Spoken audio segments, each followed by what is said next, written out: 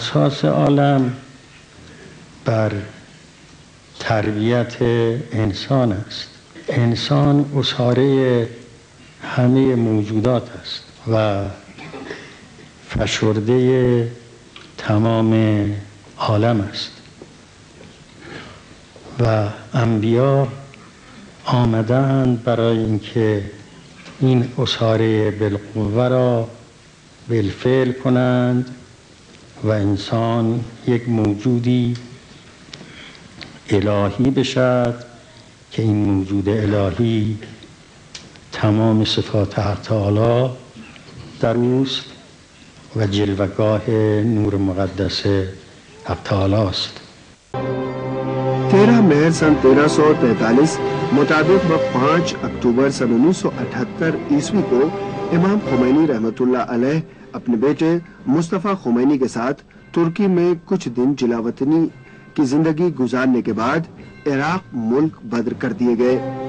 نیو یارک میں ایران اور عراق کے وزرائے خارجہ کی ملاقات میں امام خمینی رحمت اللہ علیہ کو عراق سے نکالنے کا فیصلہ کیا گیا۔ 24 ستمبر 1978 کو نجف میں امام خمینی رحمت اللہ علیہ کے گھر کو باسی کارندوں نے گھیر لیا اور اس واقعے کی خبر عام ہوتے ہی ایران، عراق اور دیگر ممالک میں وسیع پیمانے پر رد عمل سامنے آئے۔ 4 اکتوبر کو امام خمینی رحمت اللہ علیہ نجف سے کویت روانہ ہوئے، لیکن کویت کی حکومت نے ایران کی شاہی حکومت کے اشارے پر امام خمینی رحمت اللہ علیہ کو ملک میں داخل ہونے کی اجازت نہیں دی۔ اس سے قبل امام خمینی رحمت اللہ علیہ کے لبنان یا شام میں قیام کی باتیں ہوئی تھیں، لیکن امام خمینی رحمت اللہ علیہ نے اپنے بیٹے حجت الاسلام احمد خمینی سے مشورے کے بعد پیرس جانے کا فیصلہ کیا اور 6 اکتوبر کو آپ پیرس پہنچے اور اس کے دوسرے دن ہی پیرس کے مضافات میں واقع نوفل لوشانتو نامی علاقے میں ایک ایرانی کے گھر میں قیام پذیر ہوئے۔ فرانس کے حکام نے امام خمینی رحمت اللہ علیہ کو اطلاع دی کہ ایوان صدر یہ نہیں چاہتا کہ وہ فرانس میں کسی بھی قسم کی سیاسی سرگرمی میں مشغول رہیں، جس پر امام خمینی رحمت اللہ علیہ نے سخت رد عمل ظاہر کرتے ہوئے بیان دیا کہ یہ جمہوریت کے دعووں کے خلاف ہے اور اگر انہیں ایک ایئرپورٹ سے دوسرے ایئرپورٹ اور ایک ملک سے دوسرے ملک سفر کرتے رہنے پر مجبور ہونا پڑے تب بھی وہ اپنے مقصد سے پیچھے ہٹنے والے نہیں۔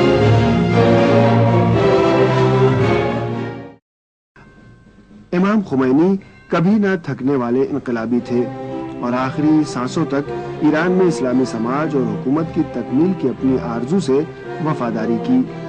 वो अपने कदीम मुल्क के लिए जो चाहते थे उसमें एक लहजे के लिए भी तामुल नहीं किया। वो अपनी जिम्मेदारी समझते थे कि ईरान को उन चीजों से नजात दिला दे जिन्हें वो मगरबी बदउनवानी और इन्हितात करार देते थे। 9 और 10 मुहर्रम यानी 10 और 11 दिसंबर को तकरीबन 40 लाख लोग सड़कों पर आ गए। उनका मुतालबा था कि इमाम खुमैनी रहमतुल्लाह अलैह की क़यादत में एक इस्लामी हुकूमत की तश्कील अमल में लाई जाए। कई हजार निहत्थे मुजाहिरीन जाँ बहक हो गए, गिरफ्तार हुए, लोगों को टार्चर और जख्मियों को अस्पताल में कत्ल किया गया। राय अम्मा के मुसलसल और शदीद दबाव की वजह से अमेरिका को मजबूरन शाह को इस बात पर तैयार करना पड़ा कि वो शाहपुर बख्तियारी को वजीर आजम मुंतखब करके इमाम खुमैनी रहमतुल्लाह अलैह के असर को कम करे। इमाम खुमैनी रहमतुल्लाह अलैह की शख्सियत में वो जादू और असर अंगेजी थी जिसकी वजह से दोस्त तो दोस्त, दुश्मन भी आपके गैर मामूली सलाहियतों का एतराफ करने पर मजबूर हो गए। रॉबिन वुड्सवर्थ चमारान में इमाम खुमैनी रहमतुल्लाह अलैह से अपनी मुलाकात के बारे में लिखता है, जैसे ही इमाम खुमैनी दरवाजे से अंदर आए, मुझे महसूस हुआ कि उनके वजूद से रूहानियत की हवाएं चल रही हैं। गोया उनकी कत्थई अबा, काले अमामे और सफेद दाढ़ी के पीछे रूह और जिंदगी की लहरें मौजज़न थीं। यहाँ तक कि सारे लोग उनकी शख्सियत में खो गए। उस वक्त मुझे महसूस हुआ कि उनके आते ही हम सब बहुत छोटे हो गए और ऐसा लगने लगा जैसे वहाँ उनके अलावा कुछ भी नहीं है। उन्होंने उन सारे मेयारात और अल्फाज को दरहम बरहम कर दिया जिनके जरिए मुझे लगता था कि मैं उनकी शख्सियत की तारीफ कर सकता हूँ।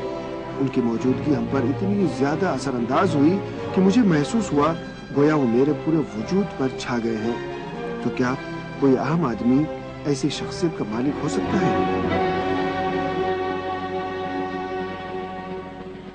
अल्लाहु अकबर, खुमैनी रहबर, अल्लाहु अकबर, खुमैनी रहबर। این بانگ آزادی است کز خاوران خیزد، فریاد انسان هاست کز نای جان خیزد، اعلام طوفان هاست کز هر کران خیزد، آتش فشان قهر ملت های در بند است، حبل المتین توده های آرزومند است.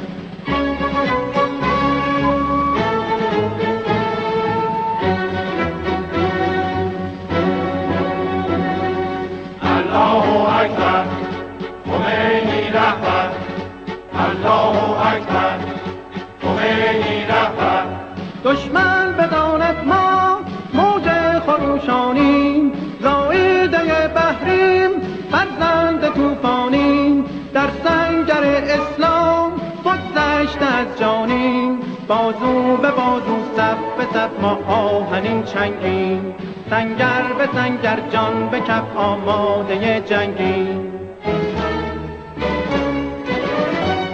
تخت شهنشاهان شد سرنگون از ما، بخت تبهکاران شد واژگون از ما، دامان آزادی شد لالگون از ما، ما حافظ آزادی و اسلام و قرآنیم، ما در پی آسایش و معراج انسانیم.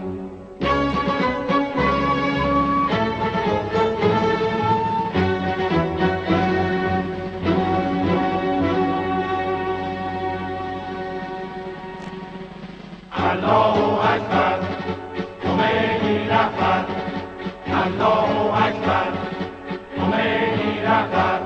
ما در ره اسلام پیمان خون بستیم، زنجیر استعمار مردان بگسستیم، از دام اهریمن با یاد حق رستیم، ما نغمه الله اکبر بر زبان داریم، ما چون خمینی رهبری روشن روان داریم.